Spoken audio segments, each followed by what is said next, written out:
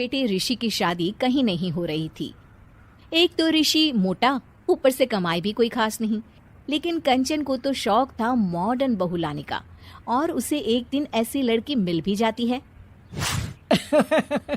हमें तो आपका ऋषि बहुत पसंद है, लेकिन मैं आपको साफ साफ बता देती हूँ, मेरी बेटी के शौक थोड़े से अलग है बहन जी।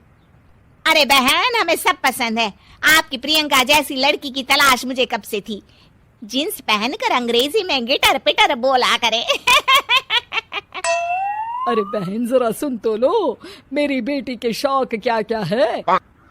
अरे नहीं नहीं बहन, बस लड़की को देख लिया तो सब कुछ देख लिया। आप ना शादी की तैयारी करो, और वो जरा सामान की लिस्ट भी दी है ना मैंने। हाँ बहन जी, सारा सामान शादी से एक दिन पहले ही आपके दरवाजे आ जाएगा। मजा आ गया, मजा आ गया। अब तो बस आप शादी की तैयारी करो। प्रियंका के माता पिता के जाने के बाद कंचन का पति उससे कहता है, अरे भाग्यवान, तुम तो कुछ ज्यादा ही जल्दी दिखा रही थी शादी की। अरे बोलने तो देती, लड़की की माँ क्या बोलना चाह रही थी। अरे आप चुप रहिए जी, कुछ पता भी है आपको, बस मुफ्त में बोले जा रहे हैं। मेरी दोस्त शशि की बहू देखी, लंबी पतली और पढ़ी लिखी, हजारों में कमाई और संस्कारी भी। अरे पर जब वो मेरी बहू देखेगी तो जल भुन जाएगी। लेकिन तुम तो शादी ऋषि के लिए कर रही हो ना, या शशि के लिए? तुम्हारा लड़का कुछ कमाता भी नहीं है, और शरीर भी भगवान की दुआ से फूलता ही जा रहा है। फिर बोले आप हैं? फिर बोले आप? मैंने कहा ना, प्रियंका जैसी जींस पहनकर अंग्रेजी झाड़ने वाली बहू किस्मत वालों को ही मिलती है। चुप रहिए आप। पति के लाख कहने पर भी कंचन ऋषि की शादी प्रियंका से करवा देती है। लेकिन प्रियंका जैसे ही घर में आती है, वैसे ही जोर जोर से चिल्लाकर नाचने लगती है। आज मेरे यार की शादी है, आज मेरे यार की शादी है, अरे नाचो मां नाचो। आज मेरे यार की शादी है। कंचन, उसका पति और ऋषि ये देखकर हैरान रह जाते हैं। लग रहा है बहू को शादी की बड़ी खुशी है। हाँ हाँ, बहू क्यों नहीं, हम भी नाचेंगे। अरे नाचो नाचो जी, मुंह क्या देख रहे हो, चलो चलो नाचो, बहू कह रही है। कंचन ये कहकर प्रियंका के साथ नाचने लगती है। ऋषि और उसके पिता वहां से चले जाते हैं। अगले दिन कंचन अपनी सहेलियों को प्रियंका से मिलवाने के लिए घर बुलाती है, जहां शशि भी आती है। अरे शशि, कैसी हो? मैं ना तुम्हें प्रियंका से मिलवाती हूँ। अरे सच में बहुत ही एडवांस सोच की लड़की है, कितने मॉडर्न ख्यालात है उसके, पता है तुम्हें?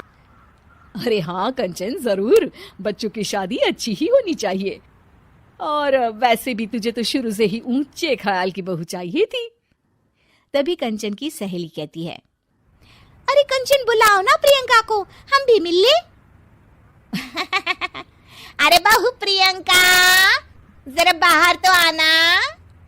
कई बार आवाज देने के बाद भी प्रियंका बाहर नहीं आती है, तो कंचन को बुरा लग जाता है।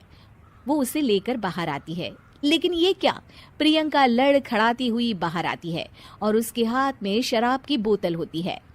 हालांकि शराब पीना स्वास्थ्य के लिए हानिकारक होता है और ये हमारी किडनी के लिए बहुत ही खतरनाक है, लेकिन कंचन की बहू प्रियंका पूरे नशे में होती है। अरे इतने सारे लोग। ये कहकर वो शशि के पास जाती है। आंटी जी, पत्ते खेलेंगी, पत्ते। अरे दूर हो, दूर हो, तुम्हारे मुंह से तो शराब की बदबू आ रही है। अरे कंचन, माना तुम्हें मॉडर्न बहू चाहिए, लेकिन आधुनिकता का मतलब ये तो नहीं ना। बुरा ना मानना कंचन, तुम्हें पता था कि तुम्हारे बेटे की कमाई और शरीर दोनों ही ठीक नहीं है, तो तुम्हें उसी हिसाब की लड़की से शादी करवानी चाहिए थी। ऐसा कहकर सभी औरतें वहां से चली जाती है। तभी प्रियंका की माँ कंचन के घर आती है। अरे बहन जी, बड़ी चालाक निकली आप तो, बिना बताए अपनी पियक्कड़ बेटी मेरे लायक बेटे के गले में बांध दी। आय हाय, बड़ी आई बिना बताए। उस दिन जब मैं ये बात बता रही थी तो तुम तो सुनने को भी तैयार नहीं थी, अब भुगतो तुम। ये कहकर वो वहां से वापस चली जाती है। सबके जाने के बाद कंचन अपना सर पकड़ लेती है। हाय रे, आधुनिकता की अंधी दौड़ में मैं अपनी संस्कृति ही भूल बैठी थी। अब तो राम ही बचाए मुझे।